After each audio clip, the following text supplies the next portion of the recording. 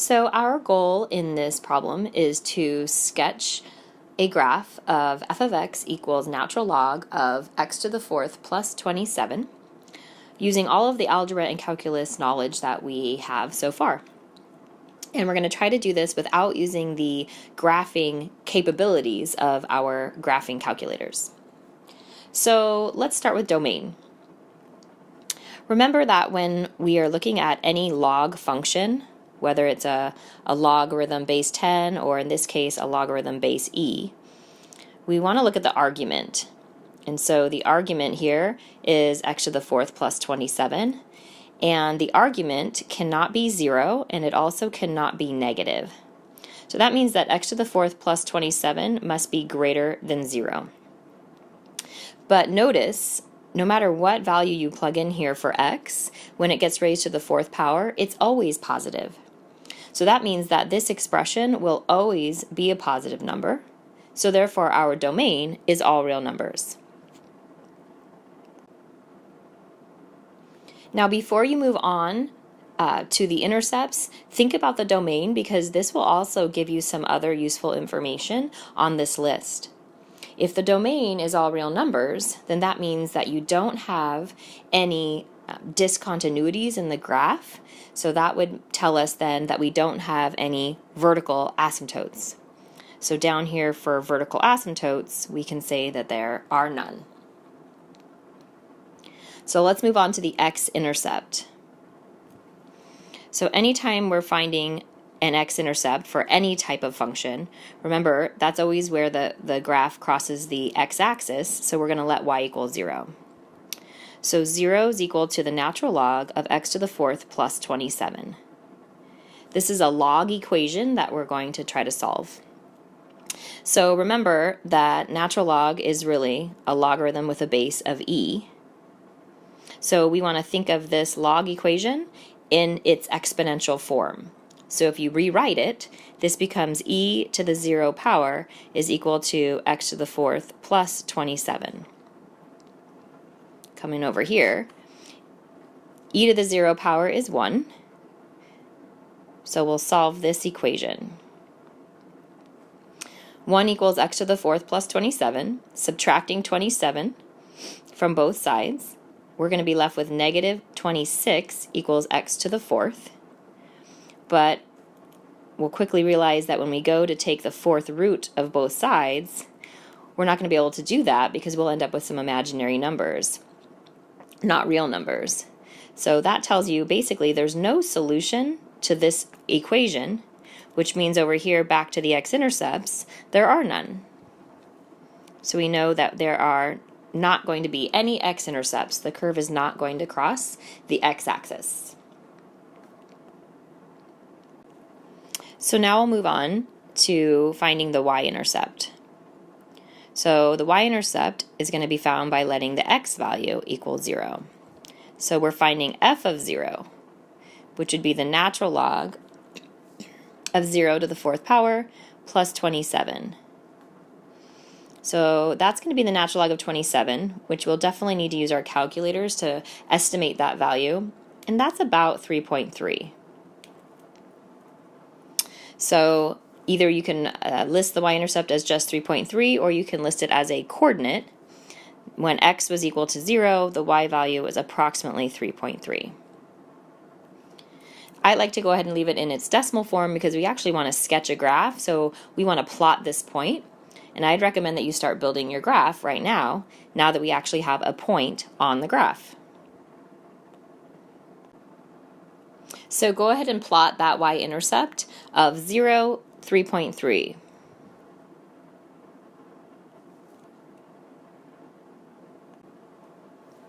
Next, we'll move on to the horizontal asymptote. So if there's a horizontal asymptote, remember that that is going to impact the far right and the far left of the graph, which means we have to compute a limit as x approaches infinity of this function. Natural log of x to the fourth plus 27. Sorry, let me rewrite that. Natural log of the quantity x to the fourth plus 27. So there's not any special algebra to be shown here. We just have to think about the behavior as x becomes a really, really large number. So if x is infinitely large, x to the fourth is also infinitely large. And therefore we're taking the natural log of an infinitely large number, which you can verify that if you need to on your calculator, that when you do the natural log of larger and larger and larger numbers, the output is also getting larger, larger, and larger. You could also confirm this thinking about the graph of the natural log curve. If you analyze the graph of natural log of x, it would look something like this. So you can see on the graph that as we go to the right, as x is becoming infinitely large, the y values are also growing. They're not growing very quickly, but they are growing. So therefore, the value of this limit is infinity. So what this tells us, the right behavior, as x goes to infinity, the y values are also going to infinity, which tells us that there's not going to be a horizontal asymptote as x goes to positive infinity. Now, it is going to be necessary to go ahead and think about the other side of the graph, which would be as x goes to negative infinity. So let's see if this limit would change if x is approaching negative infinity. So again, thinking about a really, really negative number, we're taking a negative number and we're raising it to the fourth power, which is going to turn it into a very large positive number. So even as x goes to negative infinity, my y values are still going to get infinitely large. So again, this is going to confirm that we do not have a horizontal asymptote either.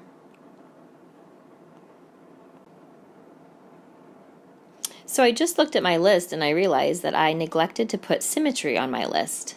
So I apologize. Let's go back for a second and talk about symmetry. I actually usually do symmetry before we get to the asymptotes, because sometimes the symmetry can give us some good information about the asymptotes as well. So testing for symmetry, we're going to substitute in negative x into this function to look at the output. So we're going to substitute into our natural log. That would be negative x raised to the fourth power plus 27. But a negative value raised to the fourth power is going to end up being positive. So this is equivalent to natural log of x to the fourth plus 27. So what I'm getting here is the same function as the original function. And anytime you substitute in a negative x value and what you get out is the same as the original function, that tells you that your graph has y-axis symmetry. So we do have symmetry on this function. It's going to be y-axis. And if I take a look at the work that we just completed for the horizontal asymptotes, that should make sense because we found that the limit as x went to positive infinity was the same as the limit when x went to negative infinity, which would make sense if the graph has y-axis symmetry. So if you find your symmetry first, then that will save you some time because you won't actually have to compute the limit as x goes to negative infinity. You would only have to compute the limit as x went to positive infinity. So now we'll move on to figuring out where this function is increasing and decreasing, and then hopefully find any local maximums or minimums. So for increasing and decreasing, we want to take a look at the slope of the graph, which means we're going to analyze the derivative. So taking the first derivative, we notice that this function is composite. So we're going to look at the derivative of the outer function. And if you need to see those pieces, you can think of it like this. The outer function is the natural log of some quantity, and the inner function is x to the fourth plus 27. So when we take the derivative of the outer function, derivative of natural log of something is going to be 1 over that quantity. And then we will chain on the derivative of the inner function, which is the 4x cubed, the derivative of x to the fourth plus 27. So using the chain rule, the f prime would look like 1 over x to the fourth plus 27. And then we would chain on with multiplication, multiply by 4x cubed. So in other words, we'll end up with 4x cubed divided by x to the fourth plus 27. So we'll use this form of our derivative to find our critical numbers. Now, critical numbers are found by analyzing where the derivative is equal to 0 and where the derivative might be undefined. So in order for this derivative to equal 0, since it is a fraction, we know that a fraction would only equal 0 if the numerator is equal to 0. So we can basically just set the numerator equal to 0 and solve. 4x cubed equals 0. So clearly x equals 0. And then in order for this fraction to be undefined, that would occur when the denominator is equal to 0. But we already discussed this with the domain of the function. This won't ever happen. We can't have a 0 here. You could actually subtract 27 and take the fourth root of both sides, but you wouldn't be able to do that in the real number system. So this doesn't ever happen. So this is a never. So the fact that the derivative is never undefined tells us basically three things. There are no corners on this graph, there are no discontinuities, and there are no vertical tangents. So right now I'm getting one value of x equals 0. Now remember, this is only a critical number if it is in the domain of the function, but since the domain of the function was all real numbers, then this would be our critical number. So this is a place where the derivative might change sign. So we need to analyze the first derivative around 0 to see if we indeed do have a change in sign, which will then tell us whether we have a maximum or possibly a minimum. So we're going to test values smaller than 0, maybe -1, and larger than 0. And remember, you're testing into the derivative. We want to know the sign of the first derivative. So we're going to substitute -1 into the derivative. That would be like computing f prime of -1, which you certainly don't have to write down on paper. You could do that in your head if you wanted to. In fact, this one's not too bad because if you just think about the division, the denominator here is always positive. So looking at this in fraction form, it's like we're always going to have a positive number here in the denominator. So we really only have to analyze the numerator, the 4x cubed. So if we substitute a negative number into 4x cubed, we're cubing a negative number, that result is definitely going to stay negative. And a negative divided by a positive results in a negative. Same thing, we want to substitute +1 into the derivative. Once again, the denominator is always going to be positive, and if you substitute +1 into the numerator, it is also positive. So the derivative does change sign. The derivative goes from negative to positive. Now remember, this negative sign represents the slope. So if the slope is negative, that means the function is decreasing. And then if the slope changes to positive, then the function increases, which means that we've reached a point here where we have a local minimum. So we have a minimum at 0, and we also can answer that we know that the function is decreasing from -infinity to 0 and increasing from 0 to infinity. So I'll go back and fill that in on our original screen. So once we've filled in the intervals where the graph is increasing and decreasing, we've decided that there is a minimum at 0. We do need to find this y value. This is actually a coordinate on the graph, so we need to substitute 0 into the original curve.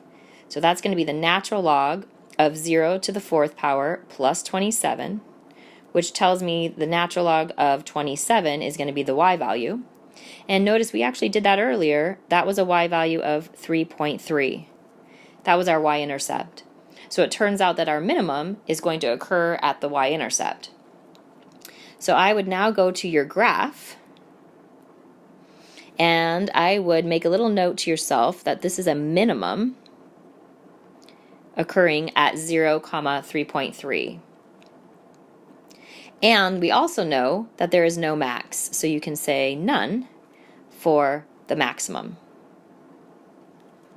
That's it for the first derivative, so now we can move on to the second derivative. So to find the second derivative, we're going to need to apply the quotient rule. So our little saying for the quotient rule, to help us remember it, is low d high minus high d low, all divided by low squared. So low is going to be the function in the denominator, x to the 4th plus 27, times the derivative of the numerator, So that's low d high, derivative of the high, which is going to be 12x squared, low d high, minus high, the numerator function or expression, 4x cubed. D low is the derivative of the denominator, which is also 4x cubed, all divided by the denominator squared. So that's our quotient rule. I'm going to clean that up a bit. Not too much. All I'm going to do pretty much is bring this 12x to the second and just rewrite it out here in front, and then multiply the 4x cubed times the 4x cubed. So I have 12x squared times the quantity x to the fourth plus 27 minus 16 x to the sixth, all divided by x to the fourth plus 27, the quantity squared. Now at this point you have two options. You could distribute the 12x squared, or you could choose to factor at this point. And I try to encourage my students to work towards factoring, because that's going to be probably the most used method on some of the more complicated functions. So I've underlined in red, these are our two terms that we're going to want to factor. We want to find the greatest common factor between these two terms. So between 12 and 16, we can factor out a 4. And between the x squared and the x to the sixth, we could factor out an x squared. So that's my GCF, my greatest common factor. And I'm going to be factoring that out of this first term here, as well as this second term. So factoring out a 4x squared is going to leave me with a 3 times the quantity x to the fourth plus 27. And then the second term, the 16x to the sixth, once we factor out 4x squared, will leave us with a 4x to the fourth power. Still all divided by x to the fourth plus 27 raised to the second power. So now what I have in red in the brackets, we want to simplify. So we'll go ahead and distribute the 3. Remember, at any time, pause the video, maybe get a couple steps ahead if possible. Then you can resume and check your work. So 3x to the fourth plus, let's see, 27 times 3 is going to be 81. Minus 4x to the fourth, all divided by x to the fourth plus 27, the quantity squared. So it looks like my simplified second derivative right now. I have 4x squared times 81 minus x to the fourth, all divided by x to the fourth plus 27, the quantity squared.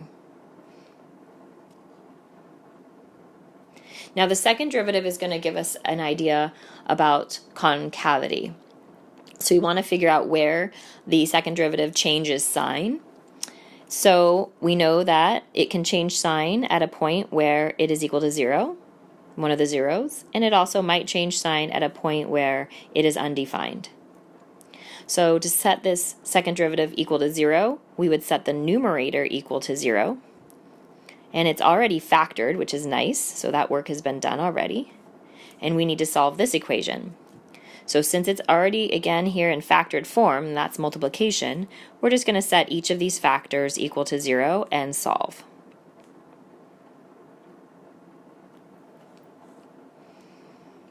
So divide by 4, square root both sides, and we have x is equal to 0. Here, if I add x to the fourth, I have 81 is equal to x to the fourth. So if I take the fourth root of both sides, I'm going to end up with x is equal to both positive and negative 3. That works out pretty nicely because it's the fourth root of 81, which is a nice whole number. Where's the second derivative undefined? Again, that would happen when the denominator is equal to 0. But we've already attacked this a few times. This doesn't happen because the denominator is always positive, so that's never. So right now we have 0 and plus or minus 3, and we're going to want to test around those three values. So we'll test a value smaller than -3, maybe -4, between -3 and 0, between 0 and 3, and bigger than 3. You can test in your calculator, but a lot of times I find it actually faster not to use your calculator, because remember, the denominator here, no matter what I substitute in for x, I'm always going to get a positive in the denominator. And then 4x squared, no matter what I substitute in there, will also be positive, which tells you really you only have to analyze the 81 minus x to the fourth to figure out the sign here, because everything else is going to be positive. So for example, when we substitute -4, we're plugging -4 essentially into our second derivative. So it's f double prime of -4. So if we go 81 minus -4 to the fourth power and compute that, we notice that we're going to end up with a negative number. So a positive times a negative, all divided by a positive, results in overall a negative.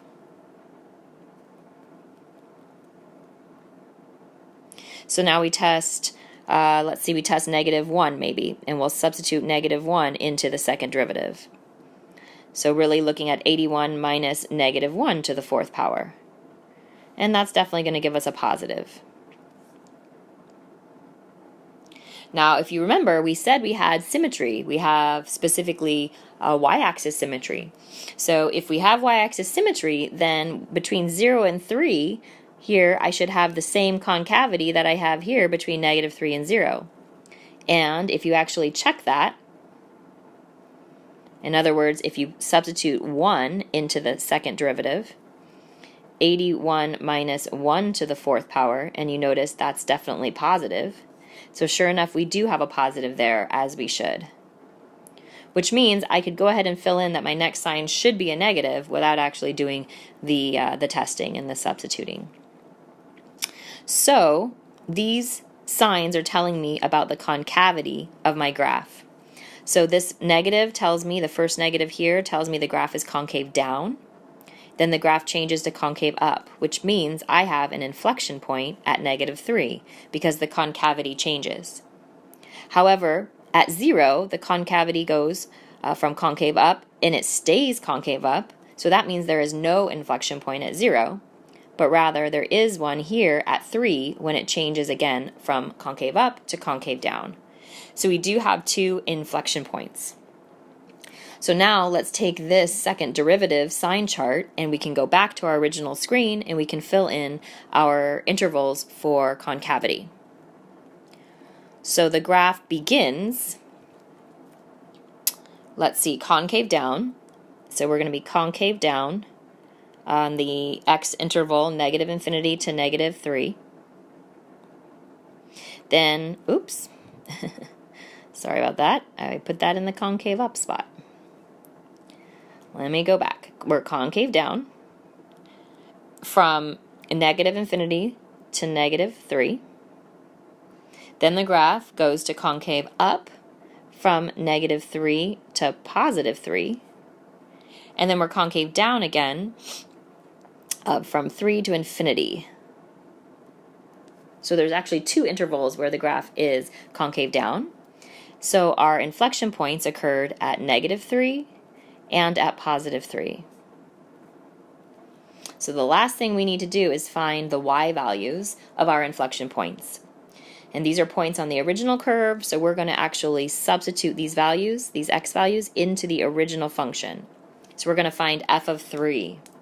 So that would be the natural log of 3 to the fourth power plus 27, which is definitely going to be something you'll put in your calculator. That's the natural log of 108, which I'm getting to be about 4.7. And remember, the y value would be the same when we put in -3 because we have y-axis symmetry. So the inflection points are at -3, 4.7, and +3, 4.7, which now lets us graph those points on our graph. So +3 and -3, 4.7. and I like to mark them as little IPs.